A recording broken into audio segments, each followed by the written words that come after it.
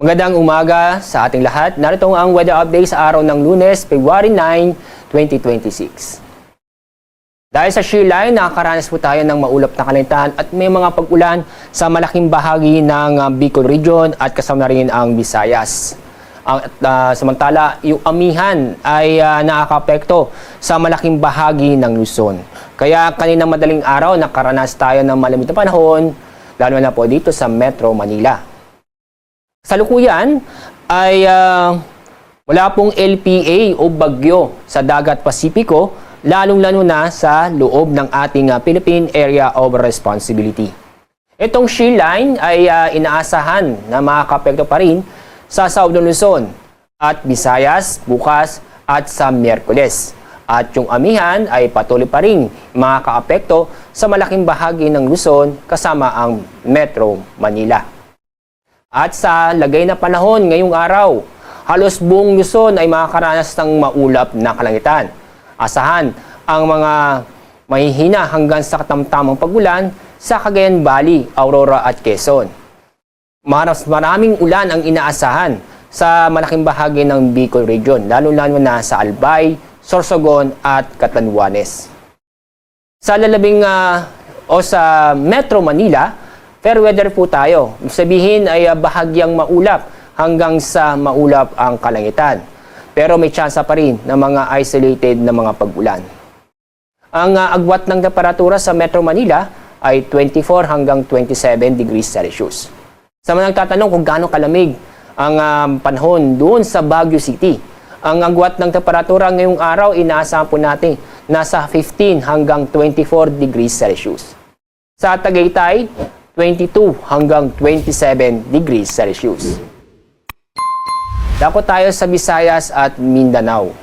Maulan na panahon ang inaasahan sa Eastern Visayas at Western Visayas dahil sa shear line. Kaya sa mga kababayan po natin na mag-ingat po tayo at maging alerto sa mga posibleng pagbaha o pagguho ng lupa. Sa Central Visayas o sa lalabing bahagi ng Visayas, kasama na rin ang buong Mindanao. Fair weather po tayo kung saan makakaranas po tayo ng bahagyang maulap hanggang sa maulap ang kalangitan. At asahan din ang isolated na mga pag-ulan dahil sa thunderstorm. Medyo mainit na panahon ang inaasahan sa Zamboanga City at sa Davao City dahil ang inaasahan po natin na pinamataas na temperatura ngayong araw ay aabot ng 33 degrees Celsius. At dahil sa shear line, makakaranas ng moderate to heavy rains sa Catanduanes, Albay, Sorsogon, Eastern Samar at Northern Samar ngayon at bukas po yan. Kaya nandiyan pa rin po ang banta ng pagbaha o pagguho ng lupa. Kaya sa mga kababayan po natin sa mga nabanggit na lugar, mag-ingat po tayo at alamin po natin ang litas na lugar kung sakaling bilang paghahanda sa mga pagbaha o landslide. Halos buong Luzon ay makakaranas ng katamtaman hanggang sa maalon ng ating mga karagatan. Kaya meron tayong gale warning, ibig sabihin na may naasahan po tayong matataas na alon na kung saan ang taas ng alon ay aabot hanggang 6 na metro o halos 2 palapag ng gusali.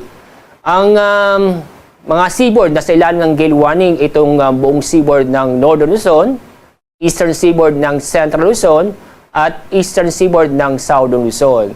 Kaya sa mga kababayan po natin na may plano o pumunta sa mga lugar doon, ay iwasan muna para sa ating kaligtasan. Ang araw po sisikat sa ganap na 6:22 ng umaga. Mamaya ang araw lulubog sa ganap na 5:58 ng hapon.